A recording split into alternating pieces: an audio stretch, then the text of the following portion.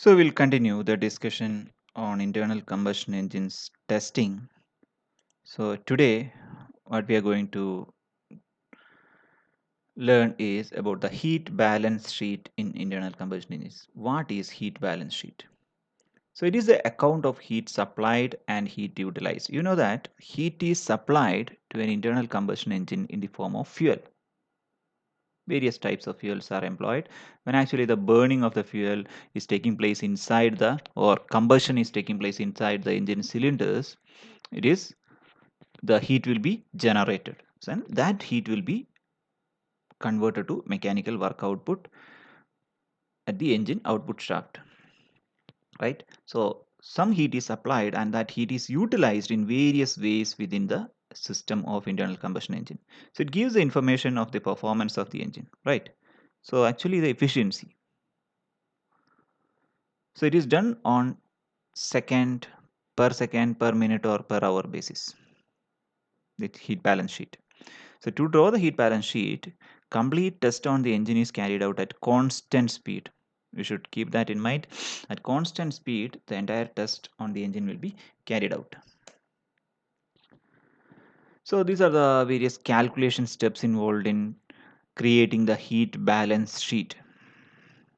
So first parameter in the heat balance sheet, the first row is the heat supplied by fuel. You know that a certain quantity of fuel MF will be supplied with a calorific value CV, okay, will be supplied to the engine. So we can calculate the heat supplied per minute or per second or per hour basis. Here, yeah, I have shown the amount of heat supplied in kilojoules per minute, okay, where MF is the mass flow rate of fuel in kilogram per minute. Sorry, it is kilogram per minute. Then calorific value is in kilojoules per kilogram.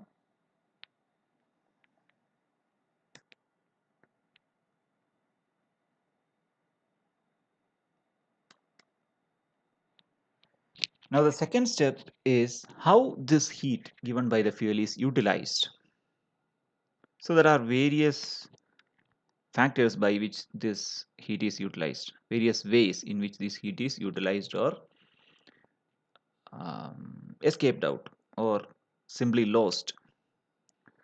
The first one is heat energy of the fuel is partly converted to useful work. Actual mechanical work produced out of the given heat. A certain amount of the heat supplied by the fuel is converted to useful work, equivalent to brake power. Now, the remaining heat is carried away by cooling water, exhaust gases, then various forms of heat transfer, radiation, incomplete combustion, or lubricating oil. So, we will take each of these factors individually and include in the calculation step and will formulate the table, the sheet, balance sheet. You might have heard about balance sheet in financial institutions, right? So it's a similar kind of setup here. So that's why it is termed as heat balance sheet. So actually we are balancing the heat supplied and utilized, supply and expenditure of the heat. So the first one is heat equivalent to BP.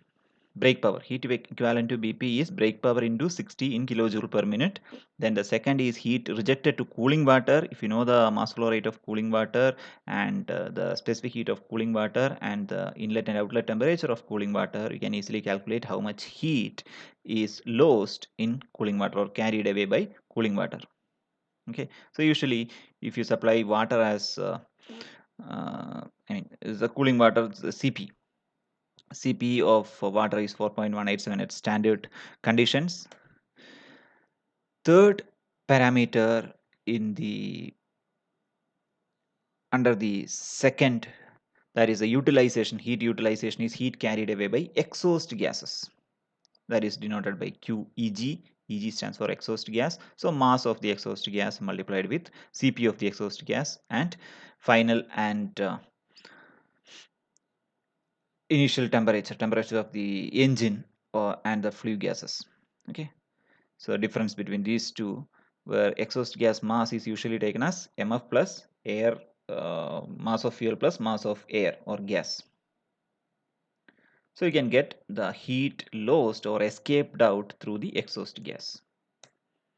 So when you tabulate these different heats, you'll get a sheet like this.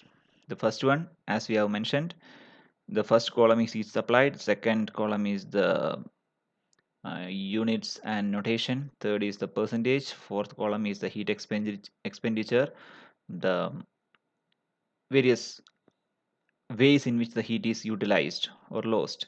Third one is again the how much heat is lost in the units with the notation, and the finally the percentage. So initially this is the heat supplied, 100% heat is supplied, that is denoted by QS. Okay, QS is supplied 100%. Now how that heat is utilized?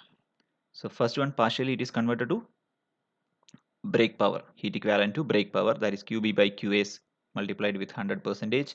Then similarly heat loss to cooling water is QW by QS multiplied with 100, that much percentage. Again heat loss by exhaust gas, and similarly heat loss by radiation or any other forms of losses. All other forms of losses are coming under this heat loss by radiation. Now that is equal to QS 100. So we are actually balancing the heat supplied and heat utilized.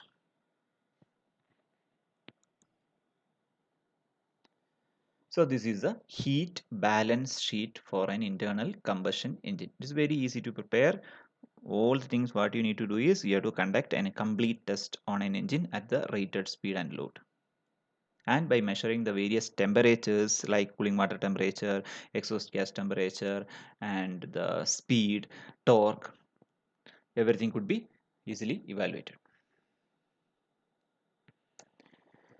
So with that, we'll wind up the session on internal combustion engines. We will meet with another interesting session in the coming days. Till then, it's goodbye. Have a good day. Continue learning.